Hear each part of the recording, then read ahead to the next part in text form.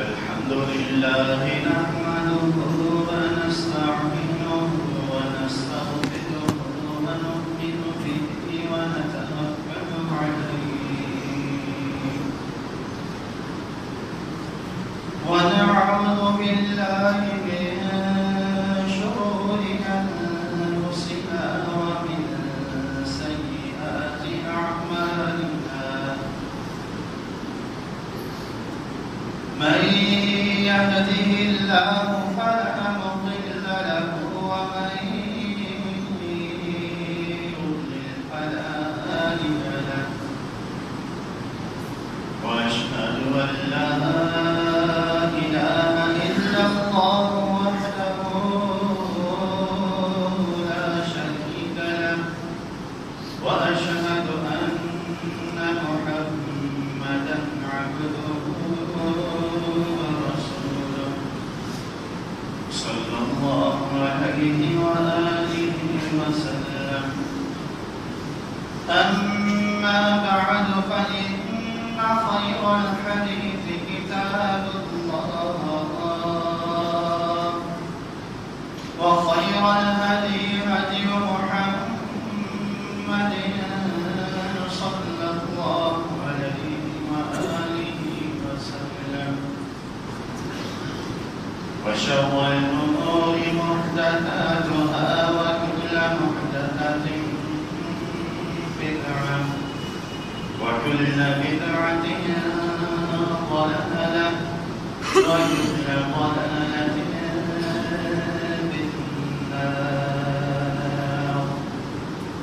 اللهم صل على محمد وعلى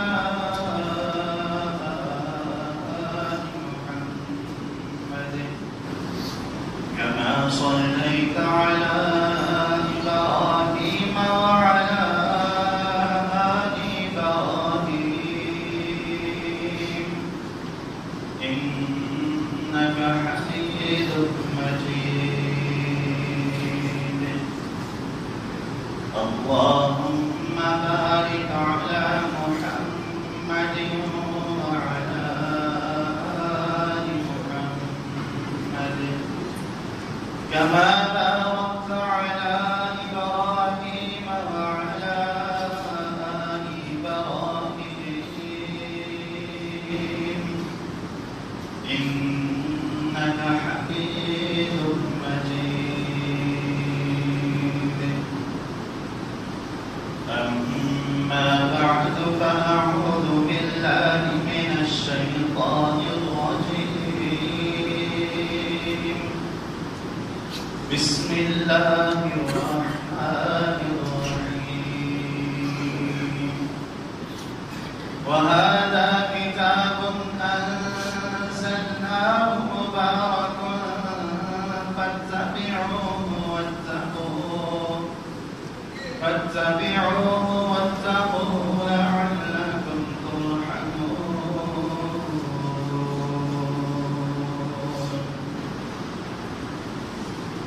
ہر طرح کی تعریفات حمد و ثنا بزرگی کے لیے اللہ تبارک و تعالیٰ کی وحدہ لا شریک ہستی کے وحدہ لا شریک جو کہ اس پوری کائنات پر مکمل قدرت رکھنے والی ذات ہے. اس کائنات کا کوئی ذرہ،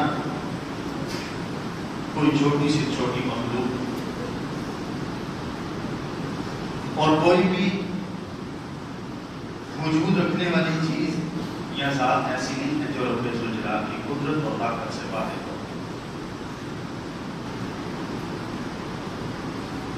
ان پر بھی جو اس کائنات کے اندر اللہ رب العزت کے فرما بردار ہیں، اللہ رب العزت کی قدرت اور طاقت ہے، ان پر بھی جو اللہ رب العزت کے نافرمان ہیں، سرکش ہیں، ان پر بھی اللہ کی مکمل قوت اور قدرت اور طاقت ہے. ہر طرح کی تعریفات اللہ تبارک و تعالیٰ کے لیے. ان کی درود و سلام رسول اللہ صلی اللہ علیہ وسلم. پچھلے جمعہ المبارک میں آپ کے سامنے یہ گفتگو کر رہا تھا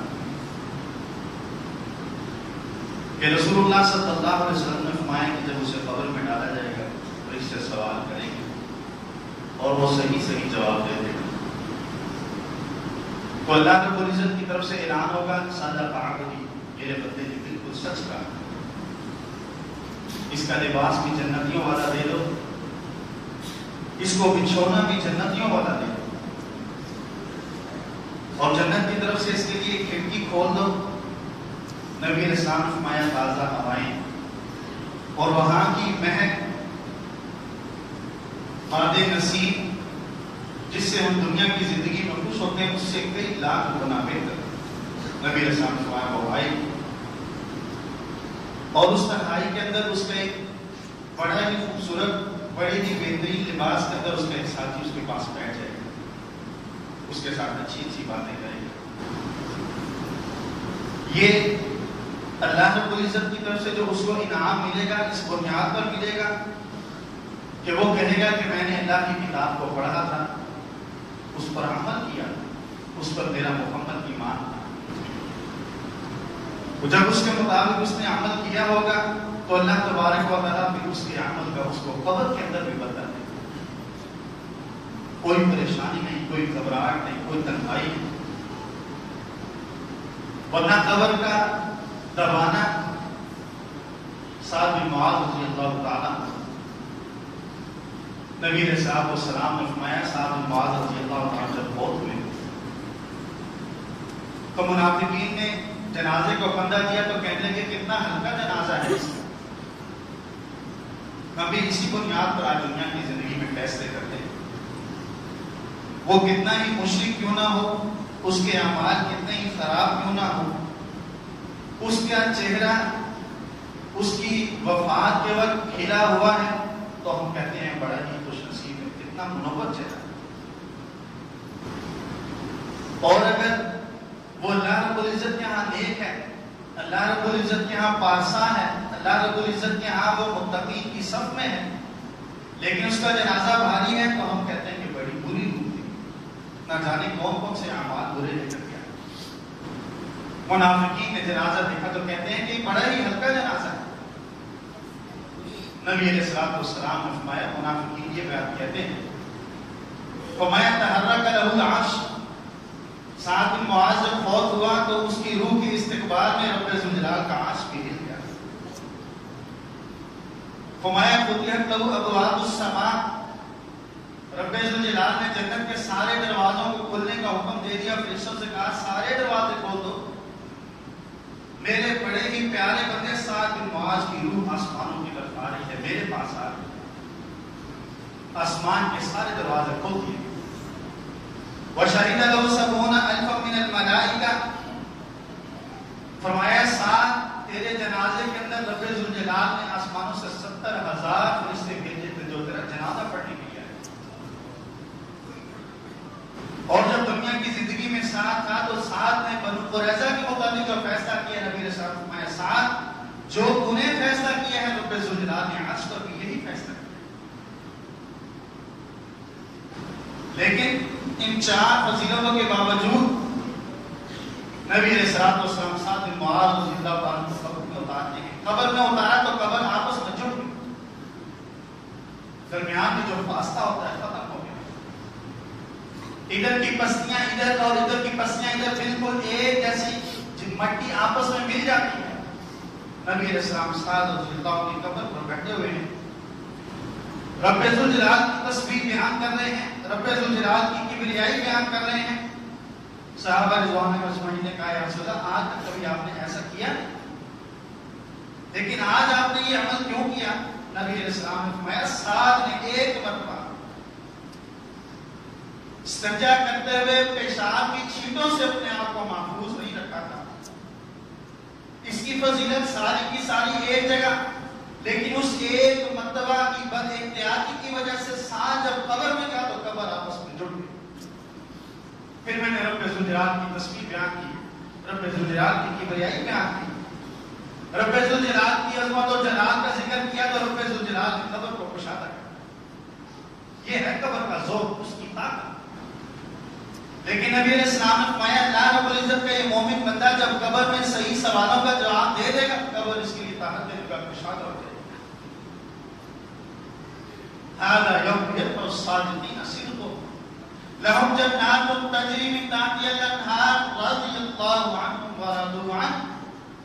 اللہ رب العزت نے ان مومنوں کے ساتھ وعدہ کر رکھا ہے جنہوں نے اللہ پر بھی ایمان رکھا، اللہ کی کتاب پر بھی ایمان رکھا، اللہ کے احکامات پر بھی ایمان رکھا، ان کو اپنی حفظ جاں بنا لیا، اپنا اوڑھنا بچھونا بنا لیا۔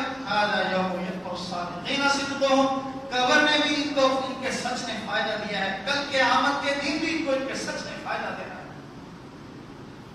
لہم جنات تجری من تحتها الانہار، ان کے لیے باغات جن کے بیچ نہریں بہہ رہی ہوں گی، رضی اللہ عنہم ورضوا عنہ، اور ان کے لیے سب سے بڑا انعام اور اکرام یہ ہے، ان کے لیے سب سے بڑا اعلان یہ ہے کہ رب ذوالجلال کے لیے ہمیشہ کے لیے پتہ سے ہو چکا ہے۔ نبی علیہ السلام فرمایا منافق کو بھی ڈالا جائے گا جس نے صرف زبان کی نوک سے کلمہ پڑھا، زبان کی نوک سے مسلمان کہلوایا، نکاح فارم کے لیے، شناختی کارڈ کے لیے، پاسپورٹ کے لیے، حکومتی کاغذات کے لیے وہ مسلمان تھا، لیکن جب اللہ رب العزت کے احکامات پر عمل کی باری آتی تھی وہ عمل نہیں کرتا تھا۔ نبی علیہ السلام فرمایا اسے بھی اس کے ملنے والے قبر میں ڈالیں گے، فرشتے آ کے بٹھا لیں گے، سوال کریں گے کیا بھائی اللہ کے بارے میں کیا جانتے ہو؟ وہ کہے گا مجھے نہیں معلوم۔ من ربک، تیرا رب کون تھا؟ وہ کہے گا اقول ما یقول الناس، لوگ کہتے تھے علی حجویری رزق دیتا ہے، میں علی حجویری کو مانتا تھا۔ لوگ کہتے تھے بڑی امام یہ کر سکتا ہے، میں بڑی امام کے پاس جاتا تھا۔ لوگ جس کا ذکر، جس کا تذکرہ، جس کا نام لیتے تھے اقول ما یقول الناس، میں بھی وہی کہتا تھا۔ تیرا دین کیا ہے؟ میرا دین جو لوگوں کا بود و باش تھا، جو طرز زندگی ان کی تھی، جو فیشن، جو طریقہ کار، جو لباس، جو زندگی بسر کرنے کا رویہ ان کا سنت کے مطابق لباس اونچا نہیں کرنا، لیکن فیشن آ گیا شارٹس کا تو پھر گھٹنا بھی ننگا ہو رہا ہے۔ سنت کے مطابق بال نہیں رکھنے پڑے، لیکن اگر کسی اداکار نے، کسی کنجر نے، کسی ایسے فاحش مرد نے رکھ لی ہے تو پھر اس نے بھی رکھ لی۔ نبی علیہ السلام کی سنت کے سر کے بال ایک ایسے ہوں لیکن اس کے سائڈوں پر موجود نہیں ہے، سر کے اوپر بڑے بڑے بال ہیں۔ میں وہی کرتا تھا، میرا زندگی گزارنے کا طریقہ وہی تھا جو لوگ کیا کرتے۔ کافر نے ہیئر بینڈ لگا لیا، مسلمانوں نے بھی لگا لیا بات، یہ مسلمان ہے جس کو دیکھ کر یہودی بھی شرماتے ہوں گے، جسے دیکھ کر عیسائی بھی شرماتے ہوں گے کہ ہم نے کبھی مسلمانوں کی تہذیب نہیں اپنائی، اور یہ کیسے مسلمان ہیں جو ہماری تہذیب پر چلتے ہیں۔ نک نیم رکھا ہے عیسائیوں والا،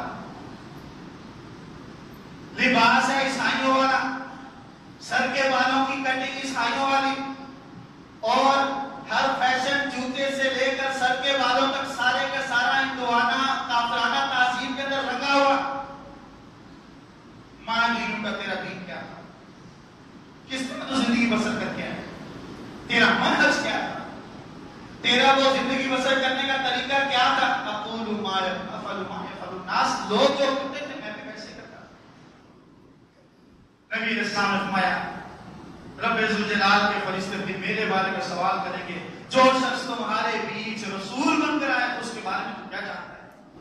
پھر وہ کہے گا ہاں ہاں نادری، ہائے افسوس مجھے کچھ معلوم نہیں، میرے لیے تو میرا رسول میرا باس تھا، میری دکان کا مالک تھا، میری مل کا آنر تھا، میرا مینیجر، میرا چیئرمین، میری سیاسی پارٹی کا رہنما، میری مذہبی پارٹی کا رہنما، میری مسجد کا مولوی، وہ جو کہتا تھا میں وہی کرتا رہا، میں نے تو رسول اللہ صلی اللہ علیہ وسلم کی حدیث کا مطالعہ ہی نہیں۔ نبی علیہ الصلوۃ والسلام نے فرمایا ایک لوہے کا گرز، ایک لوہے کی سلاخ ہوگی ان کے ہاتھ میں، کتنی بڑی ہوگی؟ فرمایا لوہے کا گرز یضرب بمقارن من حدید، لوہے کا ایک ہتھوڑا یا ایک گرز مارا جائے گا اس کے سر پر، اور اس کا سر اتنے ذرات میں تقسیم ہو جائے گا جس طرح دنیا کی ریت ہوتی ہے، کیونکہ سمجھنے کا کام اس کا دماغ کا تھا۔ فرمایا اس کے سر پر ایک گرز لگے گا، ایک کوڑا لگے گا، اور اس کا سر اتنے حصوں میں، اتنے اجزاء میں تقسیم ہو جائے گا جس طرح ریت کے ذرات ہو گئے۔ لا رحمت ولا تریت، فرشتوں کا جواب یہ ملے گا نہ تو تم نے پڑھا، نہ قرآن کھول کر دیکھا، نہ حدیث کے ذخیرے کو کنگالا، نہ رسول اللہ صلی اللہ علیہ وسلم کی سیرت دیکھی، نہ صحابہ کا عمل دیکھا، نہ قرآن پاک کو کھول کر دیکھا اور عمل کیا۔ لا رحمت ولا تریت، نہ تو تمہیں کسی سے پوچھا اور نہ تمہیں خود پڑھا۔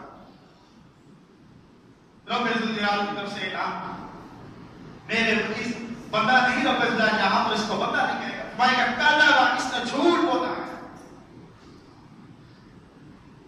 اس کو جہنمیوں والے لباس دے دو، اس کو جہنمیوں والا بستر دے دو، جہنم کی طرف سے کھڑکی کھول دو، خون کی، پیپ کی، زخموں سے رسنے والے گندے پانی کی بو آئے گی، آگ کی تہتی ہوئی آگ کی لو آئے گی۔ نبی علیہ السلام نے فرمایا اس کے چہرے کو جلائے گی، اس کے جسم کو جلائے گی، انتہائی بدبودار لباس کے اندر انتہائی کری اور کبھی شکل والا، خبیث شکل والا اس کے پاس بیٹھ جائے گا، اس کو مزید خوف ادا کرے گا۔ اور کل قیامت کے دن نبی علیہ السلام نے فرمایا، ابو درداء رضی اللہ، عبداللہ بن عمر یا ابو درداء رضی اللہ عنہ روایت ہے، مسامت کی حدیث، نبی علیہ السلام نے فرمایا یہ دنیا کے اندر بھی قرآن کا عامل تھا، اللہ نے اس کی دنیا کی زندگی کو بہتر بنایا، قبر کا معاملہ بھی اس کا آسان ہو گیا، کل قیامت کے دن قرآن نے اس کے ساتھ کب جڑنا ہے، اس کے ساتھ کب آ جانا ہے، اس کے پاس کب اس نے حاضر ہونا ہے، اور کس وقت سے لے کر کس وقت تک رہنا ہے۔ نبی علیہ السلام نے فرمایا ان قرآن یتبع صاحبہ حین ینشق عنہ القبر، نبی علیہ السلام نے فرمایا کل قیامت کے دن جب اس کی قبر کھلے گی، جب رب ذوالجلال اس کو دوبارہ جسم دے گا، جب دوبارہ رب ذوالجلال سے زندہ کرے گا، میدان محشر میں یہ پہنچے گا، فرمایا یلقا صاحبہ القرآن، قرآن پاک کیسے یہ قبر سے نکلے گا، قرآن پاک ساتھ ہوگا۔ ہل تعریف ہوگی، مجھے جانتے ہو؟ میں عارف ہوں، میں نہیں جانتا تم کون ہو. پھر قرآن پاک اپنے عامل کو، اپنے پڑھنے والے کو، اپنے اوپر عمل کرنے والے کو کہے گا ہل تعریفونی، مجھے جانتے ہو؟ وہ کہے گا ما اعرفک، میں نہیں جانتا تم کون ہو. انا صاحبک الذی، اب قرآن پاک اس سے مخاطب ہو جائے. انا صاحبک الذی، میں تیرا وہ ساتھی ہوں، اغمأتک الحواجب، جس نے شدید گرمی میں تجھے پیاسا رکھا تھا. میں تیرا وہ ساتھی ہوں. اغمأتک فی الحواجب، شدید گرمی کے موسم میں نے تجھے پیاسا رکھا تھا.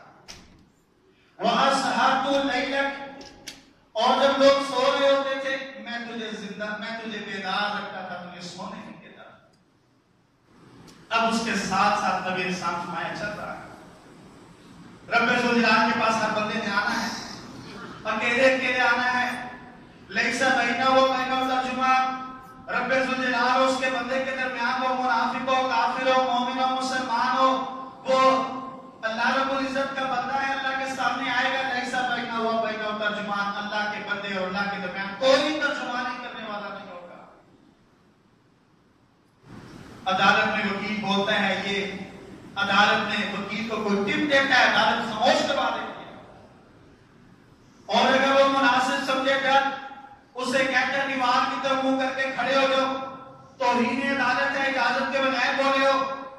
اور وہ عدالت کیسی عدالت ہوگی کہ نبی علیہ الصلوۃ والسلام نے فرمایا، انبیاء علیہ الصلوۃ والسلام، مفسرین نے ذکر کیا تفسیر کثیر کے اندر، انبیاء علیہ الصلوۃ والسلام کے جسموں کے جو مسام ہیں جہاں سے پسینہ نکلتا ہے، کل قیامت کے دن خون نکل آئے گا.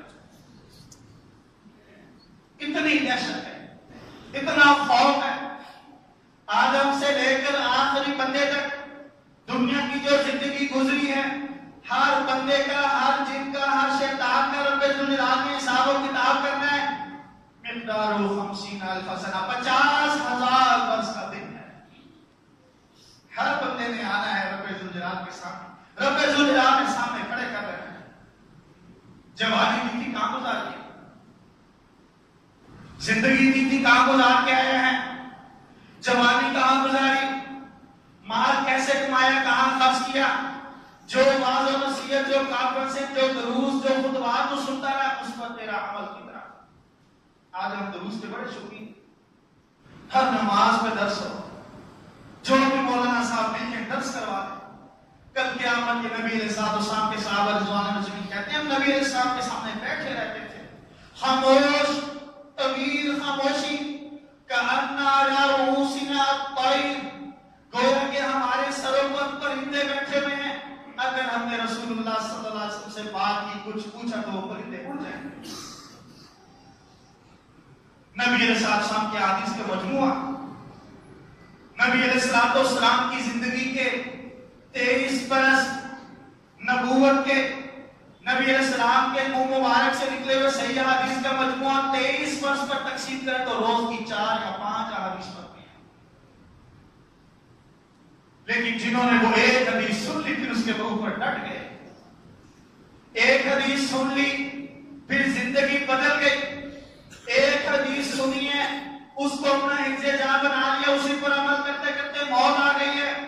یہ نبی علیہ السلام کے صحابہ رضوان مجمعین اور اس امت کے لوگ ہم کہ روزانہ نہ جانے کتنی حدیثیں سنتے ہیں، نہ جانے کتنی آیات کا ترجمہ سنتے ہیں، نہ جانے کتنی حدیث آنکھوں سے گزرتی ہیں، کتنی باتیں لوگوں کے منہ سے سنتے ہیں، اور اس کے بعد پھر بھی ہم دس سے مس نہیں ہوتے. ہم سنی ہیں، سن کے سنی ہو گئے ہیں. کوئی حدیث، کوئی آیت، کوئی خوف والی آیت، کوئی بشارت والی ذکر ہوتی ہے، ہم پر اثر نہیں ہوتا. نبی علیہ السلام کے حوالے سے میں ذکر کرا تھا، نبی علیہ السلام نے فرمایا اللہ رب العزت کے سامنے پیش ہوگا، اللہ رب العزت کے سامنے پیش ہوگا. نبی علیہ السلام نے فرمایا ادھر سے قرآن، روزہ بھی آ جائے گا.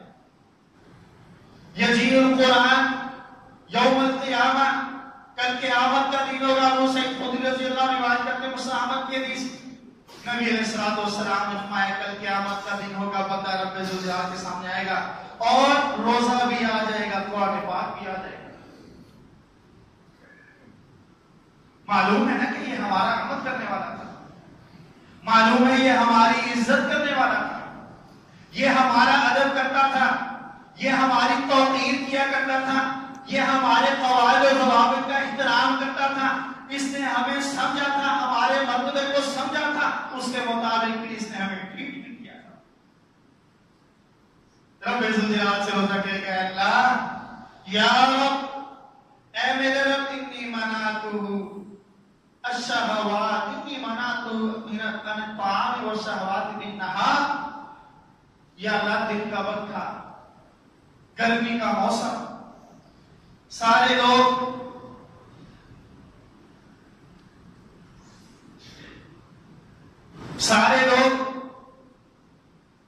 وہ مشروبات سے لطف اندوز ہو رہے تھے، لیکن یہ تیرا بندہ تیری رضا کے لیے نفل روزے میں تھا اور اس نے کچھ پیا نہیں تھا۔ یا اللہ، لوگوں نے فرض روزہ چھوڑ دیا تھا، گرمی ہے، باہر سڑک پر کام کرنا ہے، آفس سے بار بار نکلنا پڑتا ہے، لوگوں نے روزہ چھوڑ دیا تھا۔ یا اللہ، تیرے اس بندے نے رمضان مبارک کے روزے رکھے تھے، یا اللہ اس نے میرا احترام کیا تھا، فشفعنی فیہ۔ آج یہ تیرا بندہ تیرے سامنے کھڑا ہے، یا اللہ میں تیرے سامنے اس کی سفارش کے لیے آیا ہوں۔ نبی علیہ الصلوۃ والسلام نے فرمایا اس کی بات مکمل ہوگی، قرآن پاک آ جائے گا، یا ربی انی منعتہ النوم، اے اللہ میں نے اس کو نیند سے روک کے رکھا۔ لوگ سو رہے ہوتے تھے اور یہ رات کے وقت اٹھ کر جتنا قرآن اس کو یاد تھا یہ تہجد میں پڑھا کرتا تھا۔ یا اللہ یہ میری تلاوت کرتا تھا نماز کے اندر، یا اللہ میں نے اس کو سونے نہیں دیا، فشفعنی فیہ، یا اللہ میں بھی اس کے حق میں سفارش کرتا ہوں۔ نبی علیہ الصلوۃ والسلام فرمائے فیشفعان، دونوں کی سفارش رب ذوالجلال قبول کرے گا اور اس کے ساتھ رحمت والا معاملہ فرمائے۔ سبحان اللہ۔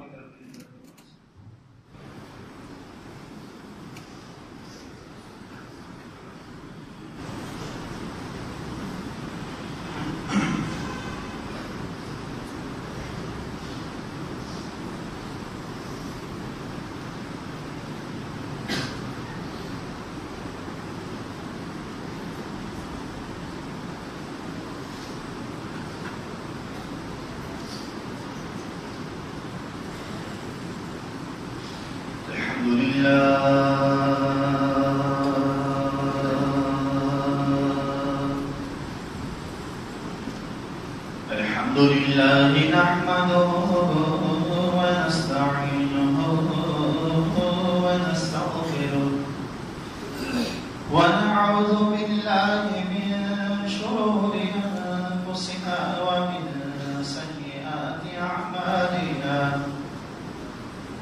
من يهده الله فلا مضل له ومن يضلل فلا هادي له، وأشهد أن لا إله إلا الله وحده لا شريك له، وأشهد أن محمدا عبده ورسوله صلى الله عليه وآله وسلم.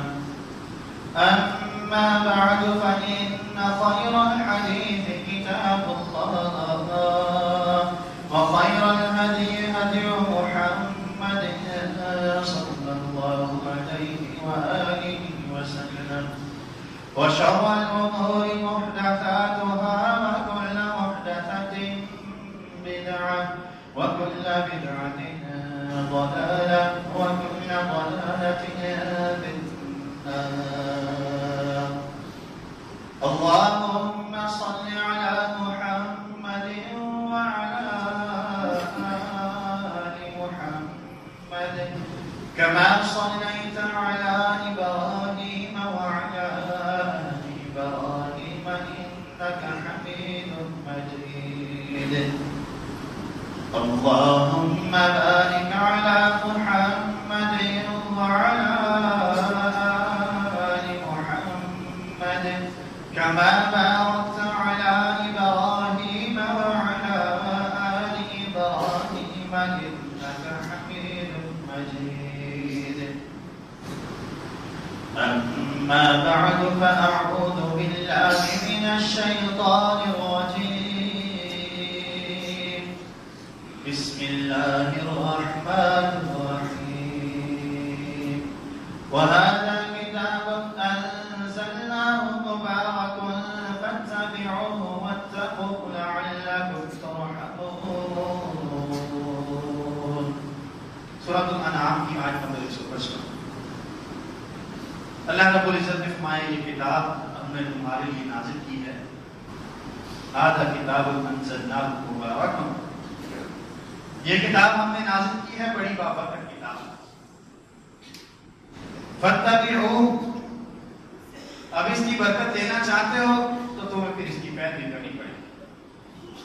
زندگی کا کوئی بھی مسئلہ ہو، زندگی کا کوئی بھی گوشہ ہو، مرد کے لیے بھی یہی لازم ہے کہ وہ اپنے دنیا کے معاملات کو، اپنے سسرال کے معاملات کو، اپنے والدین کے معاملات کو چلائے تو اس کتاب کی روشنی میں چلائے، اور عورت کے لیے بھی یہی حکم ہے وہ اپنے خامن کے معاملات کو، اپنے گھر کے معاملات کو، اپنے سسرال کے معاملات کو چلائے تو اسی کتاب کی روشنی میں چلائے، پھر اس سے برکت ملے۔ رب ذوالجلال نے مرد کو حاکم بنا دیا۔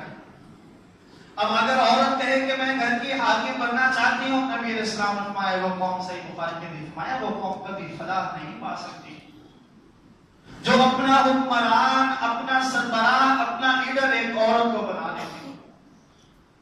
وہ گھر کیسے بابرکت ہو سکتا ہے جس میں مرد اپنی بیگم کو یہ کہہ دے جیسے تو بہتر سمجھو کر لینا؟ وہ گھر کیسے بابرکت ہو سکتا ہے جس میں عورت اپنے آپ کو اونچا کرنے کے لیے اپنے خامن سے لڑتی رہی؟ وہ گھر کبھی برکت والا نہیں ہو سکتا۔ جس گھر میں اس قرآن، اس بابرکت کتاب کے احکامات کی نافرمانی ہو رہی ہو، جس گھر کے اندر اس بابرکت کتاب کے احکامات کو اپنے پاؤں کے نیچے روتا جا رہا ہو، خام کہتا ہے میری عزت کر، یہ عزت نہیں کرتی، وہ جائز بات کرتا ہے یہ مانتی نہیں، بیگم کہتی ہے مجھے شرن جو رب ذوالجلال نے میرے حقوق کو لازم کر رکھے ہیں وہ تم پر فریضہ ہے تم انہیں ادا کرو، وہ ادا نہیں کرتا، وہ گھر کبھی برکت والا نہیں ہو سکتا۔ خامن کہتا ہے میرے حقوق مجھے ملے، میرے بچوں کے حقوق ملے، تم میرے گھر میں ایک نوکرانی کی حیثیت سے ہو، تم میرے گھر کے اندر ایک آیا کی حیثیت سے ہو، ایک کنیز کی حیثیت سے، وہ گھر کبھی خوشحال گھرانہ نہیں ہو سکتا۔ الرجال قوامون علی النساء ولا تتمنوا ما فضل الله به بعضكم على بعض للرجال نصیب مما اکتسبوا وللنساء نصیب مما اکتسبن۔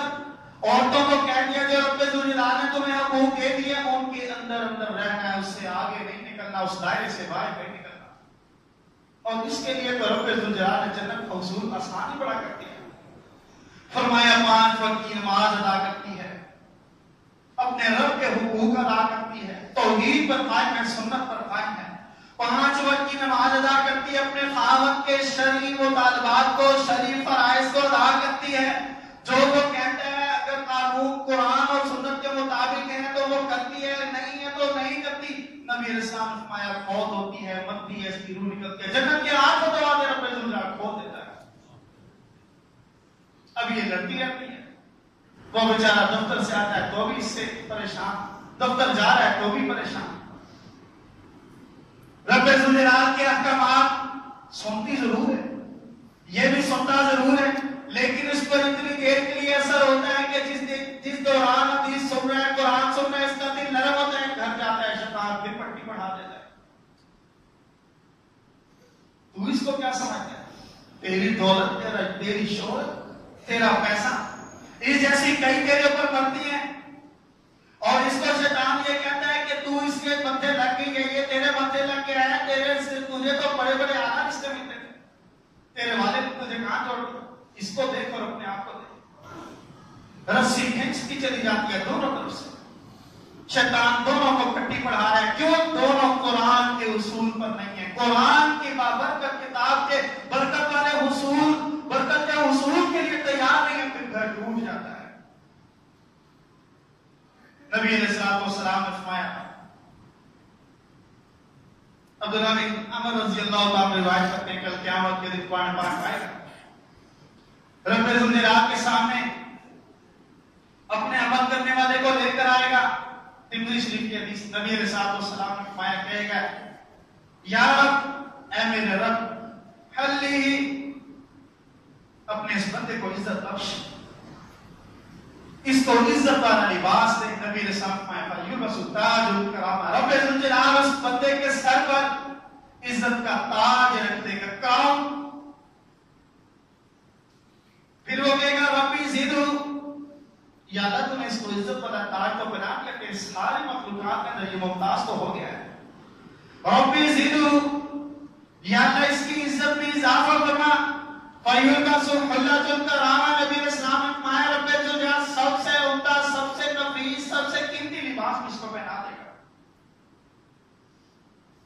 پھر رب ذوالجلال کے سامنے وہ سفارش کرے گا، اے اللہ میں تیرا قرآن، تیرا کلام تیرے بندے کے حق میں سفارش کر رہا ہوں، یا اللہ ارضا عنہ، یا اللہ تو اپنے اس بندے سے راضی ہو جا، یا اللہ تو اس سے راضی ہو جا. فَلَيْسَ بَعْدَ رِضَاكَ شَيْءٌ، یا اللہ جب تو اس سے راضی ہو جائے گا اس کے بعد جنت کی ساری نعمتیں بھی اس نعمت کا مقابلہ نہیں کر سکے. نبی علیہ السلام فرمایا رب ذوالجلال سے راضی نہیں ہو، صرف فرمایا فرمائے گا میں تم سے راضی ہوں، اب تو جنت کے درجات چلتا چلا جا، اپنا قرآن پڑھتا چلا جا. جس قرآن پر تو عمل کرتا تھا، جس کی ایک ایک آیت کو تو نے اپنی حفظ جا بنایا تھا، فرمائے گا تو ان آیات کو پڑھتا جا، اس کلام کو پڑھتا جا، جنت کے درجات چڑھتا جا. جہاں تیرے کلام کی جہاں آخری آیت ہوگی وہی تیرا مقام و مرتبہ ہوگا، اور 100 درجات ہے جنت کے اندر. یہ کس کو ملنے؟ جس نے دولت کمائی ہے، جس کے دل کے اندر خواہش ہے کہ مجھے قارون کی طرح خزانہ مل جائے. یہ درجات، یہ تاج الکرامہ، یہ حلت الکرامہ، سر کے اوپر کراؤن کس کے آنا ہے؟ جس کی خواہش ہے میری کرسی مضبوط ہو جائے. اگر اقتدار سے کامیابی ہوتی تو نمرود اس دنیا کا سب سے بڑا کامیاب شخص ہوتا. اگر دولت سے کامیابی ہوتی تو قارون سے بڑا خوش نصیب کوئی نہیں تھا. اگر وزارت سے کامیابی ملتی تو حامان سب سے بڑا خوش نصیب. لیکن رب ذوالجلال نے کامیابی رکھی ہے تو اس کتاب کے اندر رکھی ہے. جس کو چھوڑ کر، جسے پسے پش ڈال کر، جسے اپنے کمرے میں بند کر کے، الماری میں رکھ کے، غلاف میں لپیٹ کر ہم دنیا کا راستہ اپنائے ہیں. کس لیے؟ کامیاب ہونے کے لیے. اور کامیابی تو یہ بتا رہے ہیں جو میری آپ کی پشت کے پیچھے، جس کو ہم نے پسے پش ڈال دیا، کامیابی وہ بتا رہا ہے، کامیابی کا راستہ وہ دکھا رہا ہے. مال اس کے میں برکت نہیں، بیوی اس کی بات نہیں مانتی، اولاد اس کے کہنے میں نہیں، باپ کے سامنے بیٹھ کر سگریٹ نوشی کرتا ہے، باپ کو بھی حیا آتی ہے، بیٹے کو حیا نہیں آتی. نبی علیہ السلام نے ولا تلقوا بأيديكم إلى التهلكة، اپنے آپ کو ہلاکت میں نہ ڈالو. یہ سگریٹ پیتا ہے، اس کی زندگی کم ہوتی ہے، اس کا مال جلتا ہے، ساتھ والے متاثر ہوتے ہیں، ارد گرد کا ماحول بگڑتا ہے. اتنے نقصانات ہیں سگریٹ نوشی کی وجہ سے، اس کے منہ سے نکلنے والی بو کی وجہ سے. نماز میں اس کے پاس فرشتہ آتا ہے، جب یہ اللہ اکبر کہہ کے کھڑا ہوتا ہے فرشتہ اس کے پاس آ جاتا ہے. اس کا قرآن سننے کے لیے جب یہ تلاوت شروع کرتا ہے سبحانک اللہم و بحمدک، فرشتہ بھاگ جاتا ہے. کیوں؟ نبی علیہ السلام نے حلال چیز کو منع کر دیا کہ لہسن کھا کر، پیاز کھا کر، کچا لہسن کچا پیاز کھا کر مسجد میں نہ آنا. اس کے گھر میں کیسے برکت آئے گی؟ یہ سگریٹ نوشی کا عادی ہے. فرشتے اس کے گھر میں اس کی بو کی وجہ سے، اس کے سگریٹ کے دھوئیں کی وجہ سے آتے ہی نہیں ہے. اس کو برکت کیسے ملے؟ دوستو، بھائیو، بزرگو، یہ قرآن پاک ہے، یہ اللہ رب العزت کا کلام ہے، یہ اللہ رب العزت کا بابرکت نسخہ ہے. اب اگر کوئی شخص اپنے آپ کو مسلمان کہلواتا ہے، اپنے آپ کو مومن کہلواتا ہے، اسے چاہیے کہ اس کے راستے کو اپنا لے، کاروبار میں بھی اپنا لے، بیگم کے حوالے سے بھی اپنا لے، بچوں کے حوالے سے بھی اپنا لے، رشتہ داروں کے حوالے سے بھی اپنا لے، پڑوسیوں کے حوالے سے بھی، گاہکوں کے حوالے سے بھی، ملازمین کے حوالے سے بھی. رب ذوالجلال کے احکامات کو اپنا کر دیکھے پھر اس کی زندگی بدلتی ہے یا نہیں بدلتی. میرے آپ کے احکامات کو اپنانے میں دیر ہو سکتی ہے، اس بابرکت کتاب پر عمل کرنے میں دیر ہو سکتی ہے، رب ذوالجلال کی طرف سے برکت دینے میں کبھی تاخیر نہیں ہو سکتی. زندگی بھی سنور جائے گی، عزت بھی ملے گی، صراط مستقیم بھی ملے گا، رب ذوالجلال کی طرف سے رب ذوالجلال کا سیدھا راستہ بھی مل جائے گا.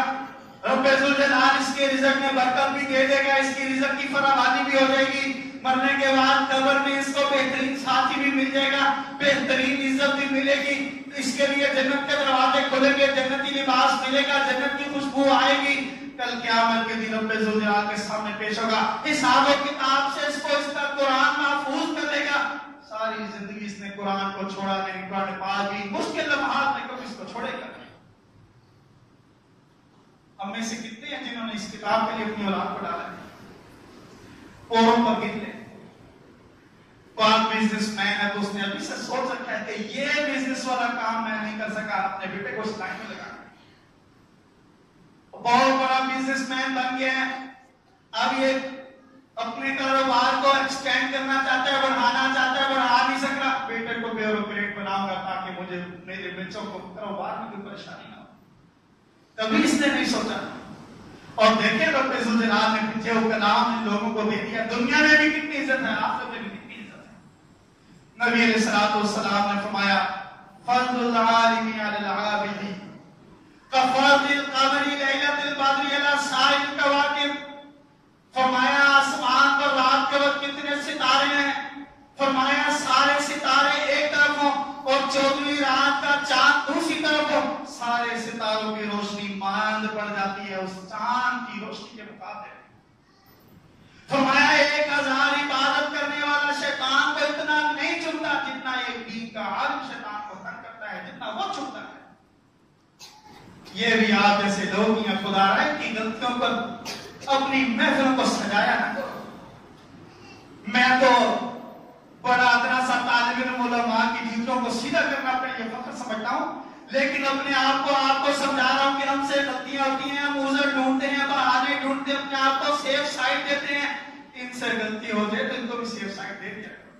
ان کے بارے میں بھی نرم رویہ رکھا کرو, ہاتھ ہلکا رکھا کرو. خود سے غلطی ہو تو کہتے ہو ہم تو انسان ہیں نا جی, اور اس سے غلطی ہو جائے یہ جی کیسے, یہ تو ایسے, یہ ویسے. اللہ رب العزت کے رسول صلی اللہ علیہ وسلم نے فرمایا ایک چاند کتنی حیثیت رکھتا ہے سارے ستاروں پر, فرمایا ایک عالم بھی ایک عابد پر اتنی حیثیت رکھتا ہے. یہ رات کے وقت عشاء کی نماز پڑھ کر بستر پر جا کے سو جاتا ہے, فجر کے وقت اٹھتا ہے, نماز کے لیے مسجد میں آ جاتا ہے, امامت کے لیے آ جاتا ہے, اللہ کی کتاب کو, اللہ کے قرآن کو, اللہ کے دین کو سمجھنے والا, بیان کرنے والا ہے.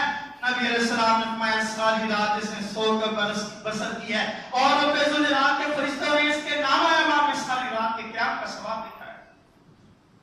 اور دوسری طرف یہ عابد ہے, یہ نیکی کرنے والا, قیام اللیل کرنے والا, ساری رات عبادت کرتا ہے, اللہ کے سامنے کھڑا رہتا ہے. نبی علیہ السلام نے فرمایا پھر بھی یہ دونوں برابر نہیں ہو سکتے.